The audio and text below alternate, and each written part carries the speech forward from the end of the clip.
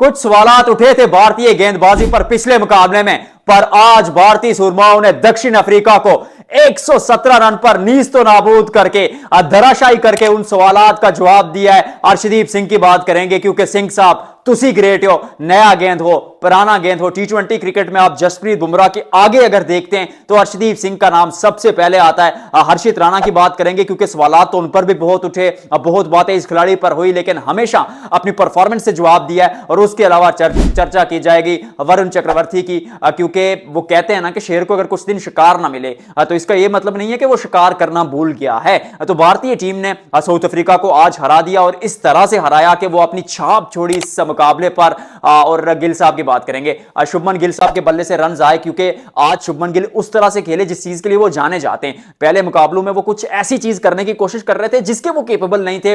इस सारे सिनेरियो पर बात करेंगे और दूसरी जानिब चर्चा करेंगे कि अंडर 19 भारतीय बच्चों ने भी पाकिस्तान की अंडर 19 टीम को हरा दिया। वैभव सूर्यवंशी तो नहीं चल पाए, पर जिस तरह की पिटाई वहां पर जॉर्ज ने की या फिर आयुष म्हात्रे ने जो स्टार्ट दिया, मतलब बात करनी पड़ेगी कि जूनियर लेवल पर जब टैलेंट की बात आती है तो क्या भारत वहां पर भी पाकिस्तान से आगे है। इन सारे उमूर पर बातचीत करेंगे, लेकिन उससे पहले आपने वीडियो को लाइक करना, शेयर करना और कमेंट सेक्शन में आपने भी अपनी राय जो है वो देनी है। सबसे पहले आगाज कर लेते हैं भारतीय टीम से, क्योंकि आज टॉस जीते हैं और टॉस जीतकर जो है, टॉस अमूमन जीतते नहीं है, पिछले कुछ अरसे में ये कहानी रही है, ये टेम्पलेट रही है, लेकिन टॉस जीतकर फैसला किया कि हम पहले गेंदबाजी करेंगे। अब यहां पर जो मेन पॉइंट आता है वो ये आता है कि भारतीय टीम की गहराई अगर आप मापने की कोशिश करते हैं तो सिर्फ इस चीज से माप लीजिए कि जब ये टीम पहले बल्लेबाजी करती है, जो कि यहां पर करना मुश्किल है। अब पहले बल्लेबाजी करते हुए भी टीम 200 बना देती है और जब चेज करने की बारी आती है तो वहां पर भी टीम फाइट करती है। I mean unbelievable. South Africa ने पहले बल्लेबाजी की, चाहे उस ओडीआई मुकाबले की देखे, तीसरे ओडीआई मुकाबले में वो वहां पर फेल हुए क्योंकि पहले बल्लेबाजी करना शुरू पर नए गेंद के साथ मुश्किल है, और बाद में जब साउथ अफ्रीका की बात आती है चेज करने की तो वो चेज कर जाते हैं क्योंकि चेज करना आसान है। लेकिन वहां पर भी भारतीय टीम लड़ती झगड़ती फाइट करती है, जो ये सबूत है, इस बात का मुंह बोलता सबूत है कि गहराई बहुत इस टीम में। ये तो बात हो गई ओवरऑल टीम की। एक चीज जो अभी मुझे थोड़ी सी डाउन द कारपेट लगती है वो ये लगती है कि ऑलराउंडर्स बहुत खिला रहे हैं गौतम गंभीर साहब, क्योंकि हर्षित राणा को आप खिला देते हैं लेकिन आप आकाशदीप पे ट्रस्ट नहीं करते। अगर टेस्ट क्रिकेट की बात की जाए, ओडीआई क्रिकेट में आप अर्शदीप सिंह जैसे गेंदबाज को नहीं खिलाते, लेकिन जसप्रीत बुमराह के साथ आप उतरते हैं हर्षित राणा को साथ लेकर क्योंकि वो बल्लेबाजी कर लेते हैं। इसी तरह कभी आप अक्षर पटेल को ऊपर भेज देते, कभी आप वाशिंगटन सुंदर को ऊपर भेज लेते, विच इज फाइन के फ्लोटर्स होने चाहिए आपके पास, लेकिन ये लॉन्ग टर्म पॉलिसी नहीं है, क्योंकि आपने अगर वो नींव वो बुनियाद मजबूत बनानी है तो फिर आपको घर लोहे से बनाना होगा, और लोहा जो होता है ना वो फ्लेक्सिबल नहीं होता, वो मतलब टेढ़ा नहीं होता। आप पुख्तगी आपको टीम में बनानी पड़ेगी, वो स्ट्रेंथ वो क्रेडिबिलिटी आपको टीम में बनानी पड़ेगी, क्योंकि आपके दिमाग में टी20 वर्ल्ड कप 2026 है जो आप अपने घर खेल रहे हैं। अब वहां पर आपको अपने घर खेलते हुए क्या होगा कि 2023 के वर्ल्ड कप में भी आप शुरू पर चल रहे थे ऑलराउंडर्स पर यकीन करते हुए, लेकिन थोड़ी सी दिक्कतें हुई तो मोहम्मद शामी ने आकर वो काम पूरा किया था और बीच में छठे सातवें पर स्काई आते थे क्योंकि हार्दिक पांड्या चले गए थे। अब यहां पर हार्दिक है तो हार्दिक के साथ एक प्रॉपर गेंदबाज को खिला दिया जाए हर्षित राणा की जगह या किसी एक स्पिनर की जगह, चाहे आप वाशिंगटन सुंदर या अक्षर पटेल के बारे में सोचे कि किसी एक को बैठाकर आप एक प्रॉपर स्पिनर को खिला दें, क्योंकि मुझे ऐसा लगता है कि कुलदीप और वरुण चक्रवर्ती दोनों को आपको हर मैच खिलाना पड़ेगा, और हर्षित राणा की जगह में भी आप अर्शदीप सिंह को हर मैच खिलाएं। तभी जसप्रीत बुमराह के साथ अगर हर्षित राणा होते फिर हार्दिक पांड्या आ जाते हैं और फिर दो स्पिनर्स आप प्रॉपर खिलाएं तो ये काम आपका चलेगा। We shall find out it कि चीजें किस तरह से आगे जाती है। लेकिन अभी आज के इस मुकाबले की बात करते हैं, क्योंकि अर्शदीप सिंह 4 ओवर्स में अगर मैं गलत नहीं हूं तो 13 रन देते हैं और 2 विकेटें उनके नाम के आगे।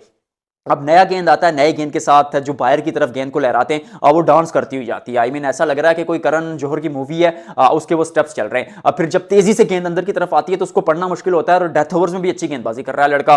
उसके अलावा अगर देखा जाए हार्दिक तक क्लच पांड्या, जब बल्ले से बात आती है तो ऐसा लगता है कि सिर्फ बल्लेबाज है, फिनिशर के तौर पर खेल रहा है, प्रॉपर बैटर है। जब 2-3 ओवर्स रह रहे होते हैं तो बंदा सोचता है कि यार ये तो सिर्फ छक्के मारना इसका काम है, वो छक्के मारने वाली मशीन है। और जब गेंदबाजी की बात आती है तो बंदा एक समय सोचता है कि यार ये खिलाड़ी क्या गेंदबाज है, उस कद और उस मतलब भाई इतना गोटेड है, इतना लेवल है इस खिलाड़ी का कि अखी कंट्री में इसकी रिप्लेसमेंट नहीं है। फिर कुलदीप यादव, वरुण चक्रवर्ती, क्या जोड़ी है। आई मीन एक जो है वो मिस्ट्री गेंदबाजी करता है कुलदीप, समझ नहीं आती कि किस एंगल से रिलीज करेंगे और गेंद किस तरफ जाएगी। और दूसरी जानिब अगर देखा जाए तो वरुण चक्रवर्ती विकेट नहीं छोड़ते, विकेटों के बीच में गेंदबाजी करते हैं, सामने वाली खिलाड़ी को रूम नहीं देते और फिर अटैक करने की कोशिश में खिलाड़ी उनको आउट हो जाते हैं। बीच में वो 8 ओवर सस्ते में निकाल के देते हैं और विकेट्स भी चटकाते हैं। हर्षित राणा समहाउ वो भी खुद को प्रूव कर रहे हैं। ऐसा नहीं है कि खिलाड़ी बुरे नहीं है, बट समटाइम्स ऐसा होता है कि आपकी टीम में जगह नहीं बन रही होती। आप वसीम जाफर की एग्जांपल देख रहे हैं, संजू सैमसन, अंबती रायडू, विराट कोहली एक समय थे तो नहीं जगह बन पाई इन खिलाड़ियों की। वसीम जाफर उससे पहले थे वीवीएस लक्ष्मण वगैरह के दौर में, तो उनके बारे में आप फील जरूर करते हैं, आपको दुख जरूर होता है, but sometimes you need to think about this, क्योंकि आप टीम के लिए सोचते हैं। और जब भारत की टीम के बारे में बात आती है तो ये किसी की टीम तो नहीं है। आकाश चोपड़ा साहब कहते हैं कि किराए का मकान है। अब किराए के मकान में ऐसा होता है कि आपको रेगुलर किराया देना होता है। पिछले 3 महीने आपने किराया दिया था, अच्छे टाइम पर दिया था, उसकी बिना पर आप इस महीने इस घर में नहीं रह सकते। और अगर बात की जाए, ये बात मैंने इसलिए छेड़ी है क्योंकि यहां पर मैं शुभमन गिल की बात करूंगा। अब शुभमन गिल की अगर बात की जाए तो रन्स बनाए हैं आज, थोड़े स्लो रफ्तार में, स्ट्राइक रेट पर शायद अभी भी बात होगी, लेकिन क्योंकि रन बनाए हैं और ये रन शुभमन गिल के लिए जरूरी थे क्योंकि गिल पर आपने इन्वेस्ट किया है। अब इन्वेस्ट आप ऐसे खिलाड़ी पर करते हैं जिस पर आपको यकीन हो कि अगले 7 से 8 साल के लिए वो आपकी टीम के साथ है, या कम से कम 10 साल के लिए वो आपकी टीम की कप्तानी करेगा। अब उस खिलाड़ी पर आपने इन्वेस्ट किया तो उसका रन बनाना जरूरी था। और जिस चीज की कोशिश गिल पिछले मुकाबलों में कर रहे थे वो गिल की नेचुरल गेम नहीं थी। आज थोड़ा मौका मिला, सेकंड बल्लेबाजी करना भी आसान था तो खड़े रहे, जमे रहे, बीच में शॉट्स भी खेले, स्ट्राइक भी रोटेट करते रहे, तो फाइन।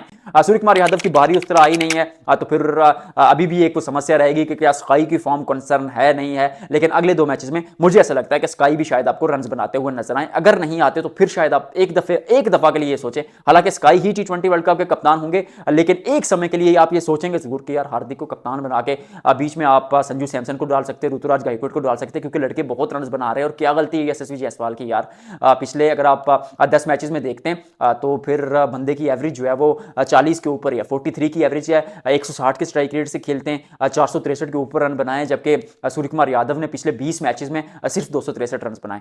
एक बंदा 10 मैचेस में 463, दूसरा बंदा 20 मैचेस में 263, मतलब ठीक है टीम इंडिया के कप्तान हैं, बट वही बात, रेगुलर परफॉर्म करना पड़ेगा क्योंकि बेंच स्ट्रेंथ बहुत स्ट्रांग है। सेम फॉर शुभमन गिल, लेकिन शुभमन ने इस मुकाबले में रन्स बनाए हैं तो वी रियली होप कि वो उस तरह से खेलेंगे। अभिषेक शर्मा के बारे में कितनी बार आपको बता चुका हूं कि बंदा अगर 10 में से 5 मैचेस में भी पास होता है ना तो A+ ग्रेड इसको देने का, क्योंकि खिलाड़ी उस तरह का है। और मतलब वो कदकाठी T20 में ऐसी है, मॉडर्न डे क्रिकेट में एक नई अप्रोच, नए इंटेंट, नई सोच के साथ खेलते हैं, तो वो एक एंड पर अपना काम करते रहेंगे। और वो आउट ऑफ फॉर्म दिखे भी नहीं थे, और वो आपकी टीम को पावर प्ले में वो जो है ना वो खरगोश की रेस भगाएंगे। और 2025 में जब आप 21वीं सदी में खड़े हैं तो फिर कछुआ वो नहीं कम बैक कर पाता, वो खरगोश बहुत आगे निकल जाता है पावर प्ले में, तो नहीं आप जीत पाते ये मुकाबला। अंडर 19 की बात करेंगे, वैभव सूर्यवंशी और अली रजा का ये मुकाबला था। बात कर रही थी कि वैभव सूर्यवंशी के आगे क्या करेगा पाकिस्तान, लेकिन उनको सस्ते में निकाल लेता है। और एक समय जब पाकिस्तान शुरू पर 2 विकेटें लेता है, लेकिन उसके बावजूद भारत के जो बच्चे हैं उन्होंने खूब पिटाई की पाकिस्तान की, 6 के स्ट्राइक रेट से, 6 की एवरेज से, इकॉनमी रेट के साथ खेलते रहे, रन बनाते रहे। बीच में एक कोलैप्स होता है, वहां पर लगता है कि शायद पाकिस्तान पकड़ लेगा। 180 पर मैं स्कोर कार्ड सामने रख लेता हूं, 180 पर जब पाकिस्तान ने 6 खिलाड़ी आउट कर लिए तो ऐसा लगा कि शायद 200 या 220 तक पकड़ लेंगे। 240 वहां से भी भारतीय टीम बना जाती है, लेकिन यंग बच्चे अभी यार उनकी टेक्निक पर उस तरह बात नहीं होगी, ये बात नहीं होगी कि वो एक्स्ट्रा ऑर्डिनरी खेले, लेकिन ऊंट के पांव क्योंकि पालने में दिख जाते हैं। तो फिर यहां पर बात आएगी हुजैफा एहसान की। हुजैफा एहसान ने 83 गेंदों पर जो है वो पाकिस्तान की जानिब से खेलते हुए, उनकी तो अलग से बात करेंगे। आयुष मात्रे की बात करना बहुत जरूरी है, और जॉर्ज की बात मैं शुरू पर भी कर चुका हूं, एरन जॉर्ज 88 गेंदे 85 रन। फिर कौशिक चौहान ने बनाए, कांशिक चौहान ने बनाए 46 गेंदों पर 46 रन, और 25 गेंदों पर 38 रन। आयुष मात्रे ने वो नींव, वो बुनियाद रखी थी। तो लड़के इस स्टेज पर भी प्रेशर में परफॉर्म कर रहे हैं, वो भारतीय क्रिकेट के लिए बहुत अच्छी चीज। और कहीं ना कहीं शायद इस चीज का सबूत मे भी पाकिस्तानी फैंस एग्री ना करें, लेकिन शायद पाकिस्तान से ज्यादा टैलेंट जो प्रोया जाता है वो भारत में प्रोया जाता है। इसका यह मतलब कतई नहीं है कि पाकिस्तान में टैलेंट नहीं है, बहुत टैलेंट है, गली कुचों में टैलेंट छुपा है। आप जिस गली में जाएं, जिस घर के छत पर देखें, बच्चे क्रिकेट खेल रहे होते हैं, रूम्स में वालिदैन जो है बच्चों के साथ क्रिकेट खेल रहे होते हैं, तो टैलेंट है। पर भारत का सिस्टम शायद थोड़ा बेहतर, तो उसके चलते जवाब में पाकिस्तान की टीम शुरू से मुश्किलात का शिकार रही। गेंदबाजी में अगर देखा जाए तो अली रजा सिर्फ 1 विकेट ले पाए, 3 विकेटें श्याम ने वहां पर ली, उन्होंने ही आउट किया था वैभव सूर्यवंशी को। सूर्यवंशी को आपने पकड़ लिया, लेकिन आउट ऑफ द बॉक्स वहां पर जा जाते हैं और आपकी पिटाई कर जाते हैं। 240 के जवाब में पाकिस्तानी टीम ढेर हो जाती है 150 रन पर। यह समस्या है पाकिस्तान के लिए। कोलैप्स चाहे मैन टीम हो, बच्चों की टीम हो, अंडर 19 टीम हो, अंडर 23 टीम हो, हर जगह होता है यार। स्टार्ट यहां पर अच्छा नहीं था, 42 गेंदों पर 16 रन, इतना स्लो रफ्तार में आप भागे, वही कछुए वाली एग्जांपल के नहीं पहुंच पाए। कछुए की रफ्तार चलकर आप सामने वाली टीम पर आपने पावर प्ले में अटैक करना था पर कर नहीं पाए। गेंदबाजी सामने वाली टीम ने अच्छी की, वहां पर किशन कुमार सिंह, और बीच में जब दीपेश आए थे, देवेंद्रान साहब, तो उन्होंने 3 विकेटें छिटका दी। पाकिस्तान वो ताश के पत्तों की तरह नीचे गिरी। एहसान ने रन्स बनाए but at the and runs तो नहीं काम आए आपकी टीम के, और 150 पर आप ऑल आउट हो जाते हैं। बच्चों का इवेंट है, मुझे नहीं लगता कि इसकी उतनी चिंता होनी चाहिए कि अगर आप हार जाते या जीत जाते हैं। लेकिन भारतीय टीम एक दफ़ा फिर एशिया कप में पाकिस्तान को इतवार के दिन हरा देती है।